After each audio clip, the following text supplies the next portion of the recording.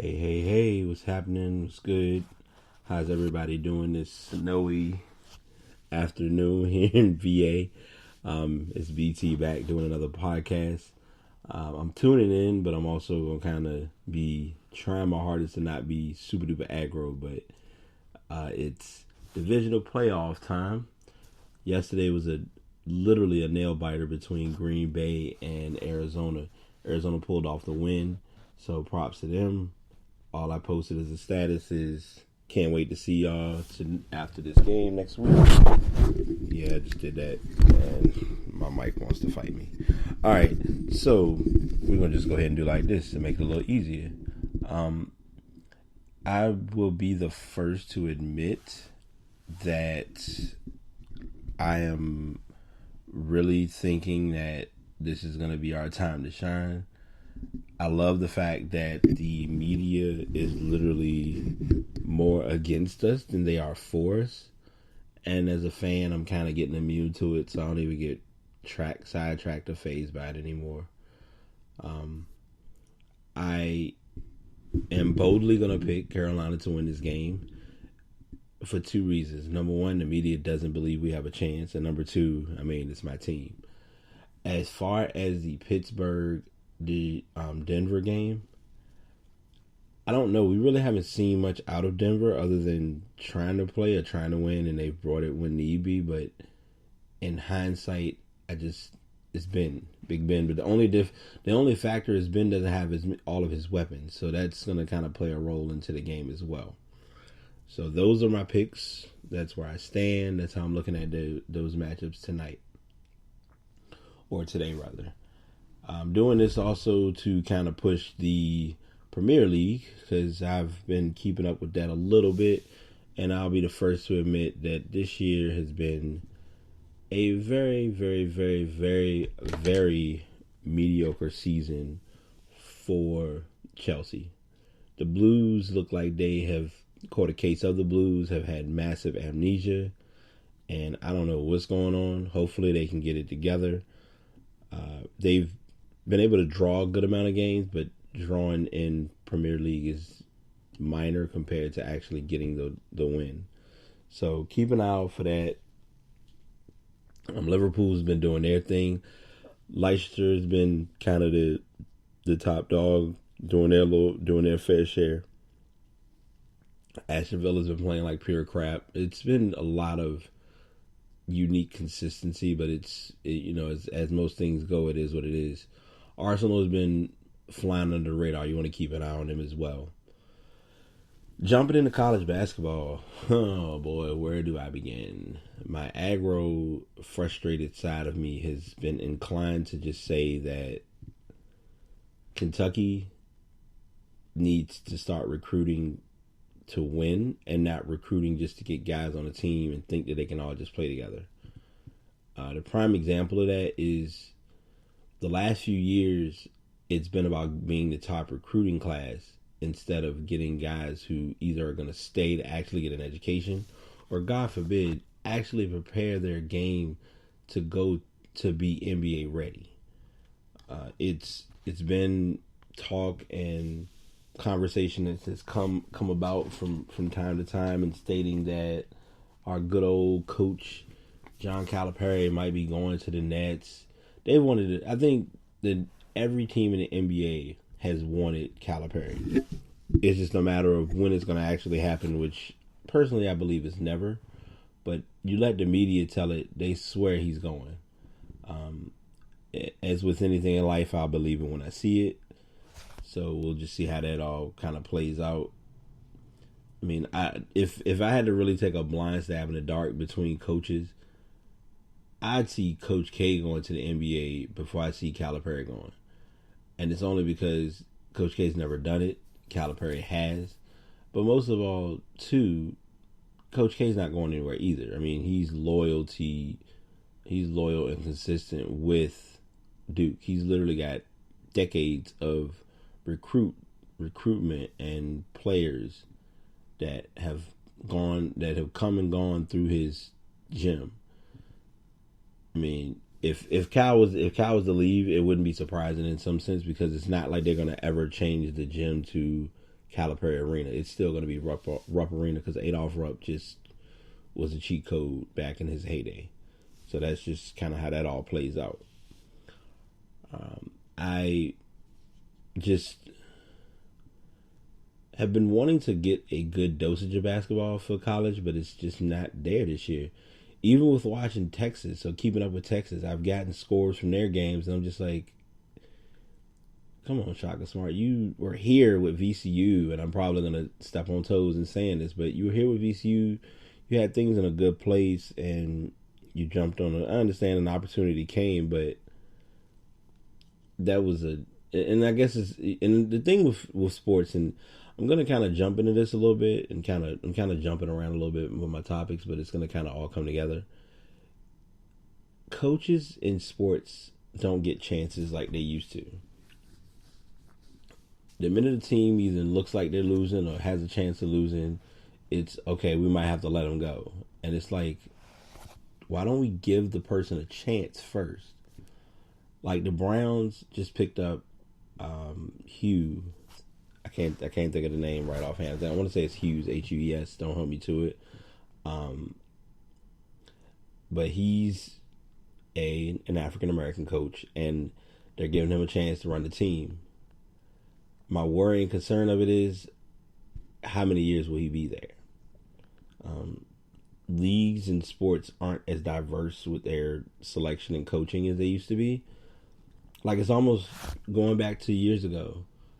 It was as if Phil Jackson made a decision that he was going to stop coaching. Not, hey, we're going to let you go. But in his defense, he was a winner, so it didn't really faze or bother him.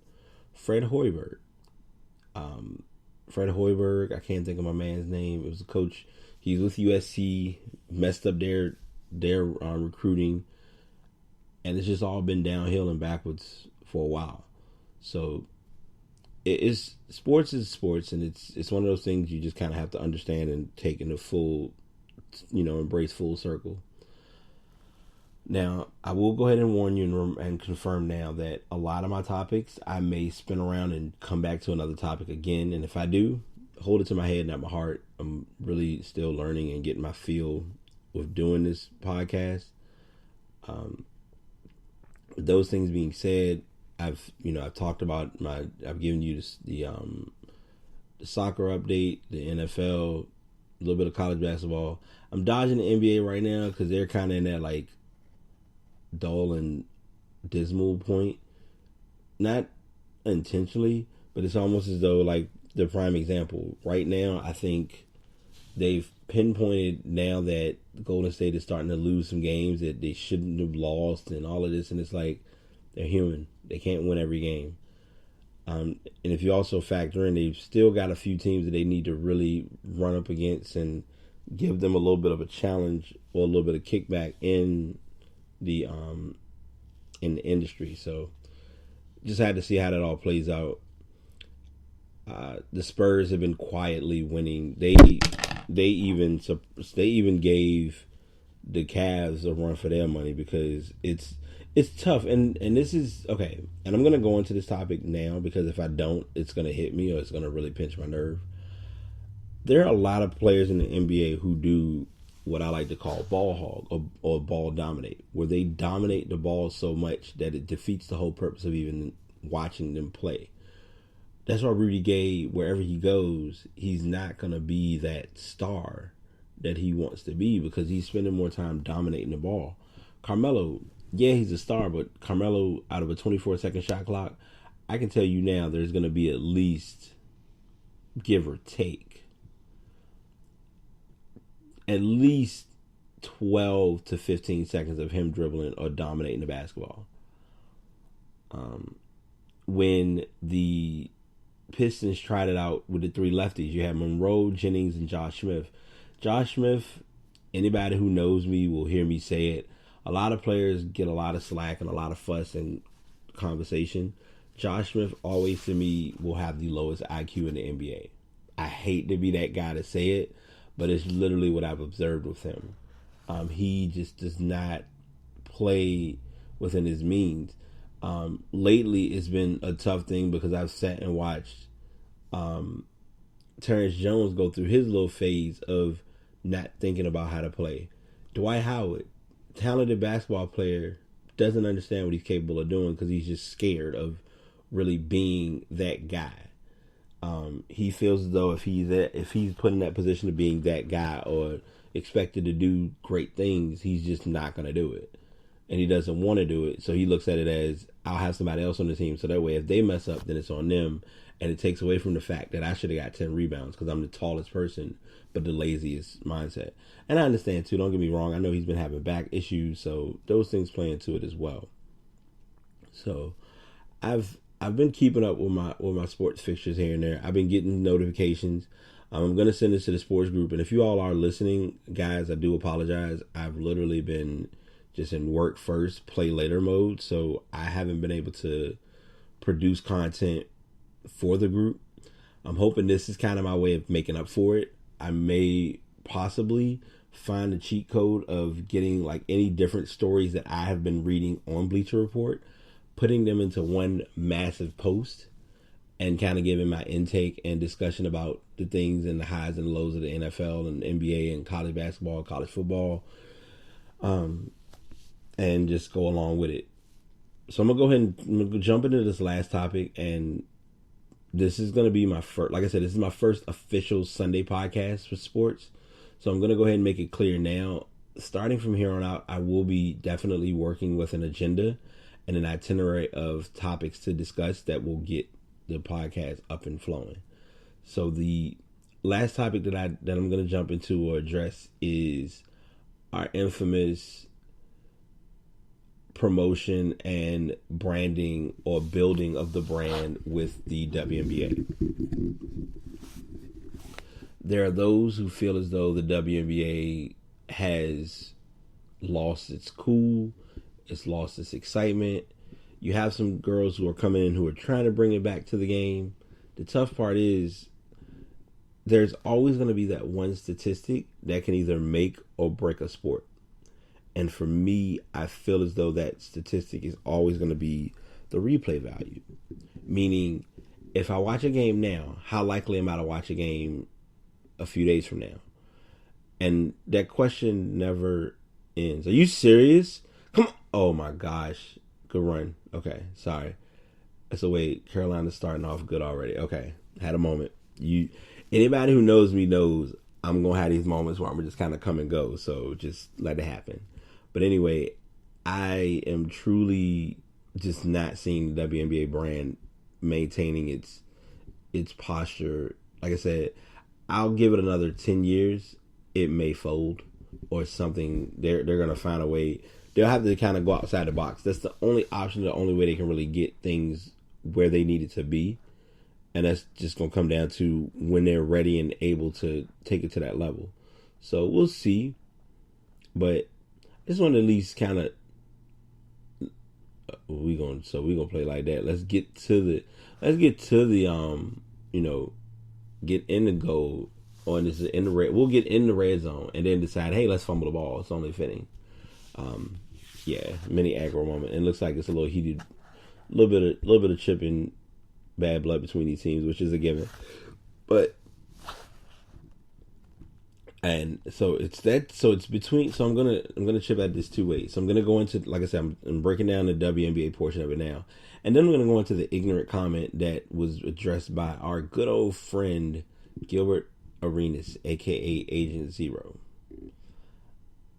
Sir, I know you've been the man. Touchdown. Nope, he should have ran outside. He would have had a better play, but it happens. Oh, he got the first down. That was a goal. So it's tough for me to really take him serious.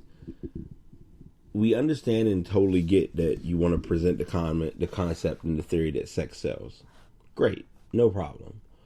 But don't say a stupid thing in believing that if you put females in lingerie or make them dress halfway naked, that it's gonna get the ratings that the sport will never gain, because what's gonna happen then is they're still gonna have them branded touchdown, let's go, there we go.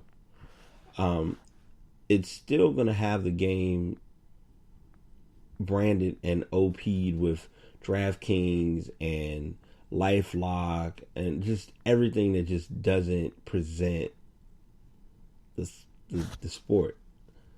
So I don't know. I'm giving all these thoughts of having these conversations openly with the mic and with everybody who's listening to just get some insight and some feedback on things that have been just odd and unique when it comes to the sporting world. And also to my friends who are listening, if you do have any topics or ideas or suggestions for the sports podcast, by all means bring them my direction. What I'm looking at doing soon, which should be fun, is to possibly present this where I want to get some of my friends who like sports with me to talk about sports and give their input and not just let it be, well, I'm gonna say how I feel about it and that's the end of it. Before I finish this, and I'm gonna tag her in it so she can start going back and looking at my videos, Tony, I owe you, because a while back we did discuss doing something similar. Haven't forgotten about you. Might have to pull something off to make something happen in doing what we initially had talked about, because I would love to, get that going as well. But she was one of the first people who I talked with to kind of get my brain rattled and functioning to get something in place with trying to present the idea, the concept of, hey, let's go ahead and actually, get a conversation or get people's brains or minds going about what's really going on in the world. So thanks to you and my friends who've just been there to kind of fine tune and just give her a lot of advice and suggestions and feedback. Literally anything or everything that you said has been helpful. I say this to everyone all the time. Like, if you look at my page and you really, if you go to my Spreaker page and really pay attention to everything that I've posted, if you go back and look to see how my first podcast went and you look at where I'm at now, it's just, I've literally become a genuine addict to this. But I love it. And I just want those who are listening to love it as much as I love doing it. So that's why I constantly say feedback, perception, criticism, things that you do like, things that you don't like, I would love to hear them. Because I remember, I know when I did my first podcast, I'll never forget it. Like, one of my friends, she's like, I call her, she's part of the Taylor gang. That's all there is to it. But she literally listened to it and was like, it's just a lot of background noise. And I was like, okay, that's kind of odd. I don't know why, because it's just me.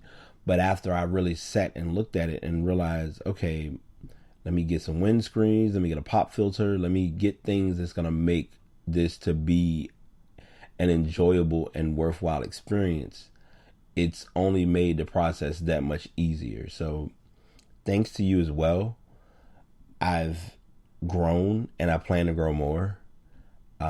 Today I broke my shell, believe it or not, by deciding to do my first stream on Twitch.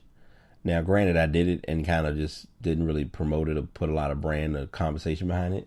But hopefully my next one that I do, when I actually get everything set up the way I want, I will be sharing with the masses, and most of all, have it where I'm doing this on a consistent basis, because I have a case coming in for my capture card.